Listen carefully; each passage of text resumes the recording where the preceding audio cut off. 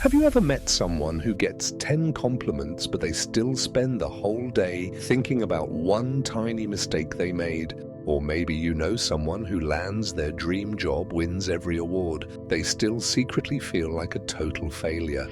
On the outside they seem fine, but inside their head self-hate is a big problem.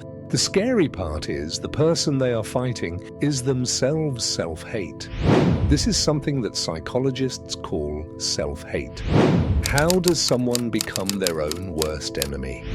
Why do some people secretly destroy their happiness? Self-hate. Today we are going to talk about 6 psychological reasons behind self-hate. Stick around till the end because you might just recognize someone you know, or even yourself, who has self-hate. If a kid grows up being constantly criticized, ignored, or compared to others, their brain picks up a message. When parents or teachers repeatedly say things like, "Why can't you be better?" or "You always mess up," the kid's mind accepts it as true.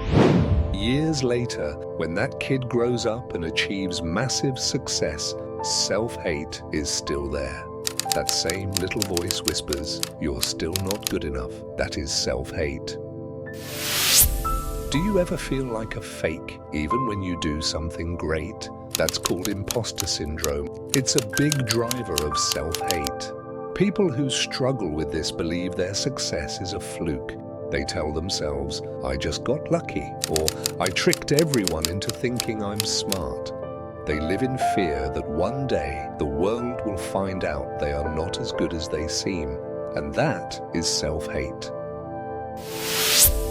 We are always told that being a perfectionist is a thing, right? Well, not always. Being too perfect is actually a trap. It can lead to self-hate. For people who hate themselves, anything less than perfect feels like a failure. If they get a 99 on a test, they don't celebrate the 99. They get upset about the 1 point they lost. They set standards, and when they inevitably slip up, their self-worth goes down, and that is self-hate. Social media makes all of this worse. We scroll through Instagram or TikTok for hours watching everyone else's moment. We start comparing our life to their life, and we think, "What's wrong with me? Why am I behind?" And that can lead to self-hate. We all have a voice, but for someone with self-hate, that voice is mean. Before anyone can even say a word, their internal critic is already tearing them apart. "You looked weird saying that. Nobody actually likes you. You're going to fail anyway." It's like living with a roommate who insults you all the time, and that is self-hate. This last one is really sad. When you hate yourself, being happy feels weird. So whenever something good comes along, their brain freaks out, says, "You don't deserve this." They pick a fight, procrastinate, or push people away. They destroy the thing before it can fail on its own because being miserable feels normal, and that is self-hate.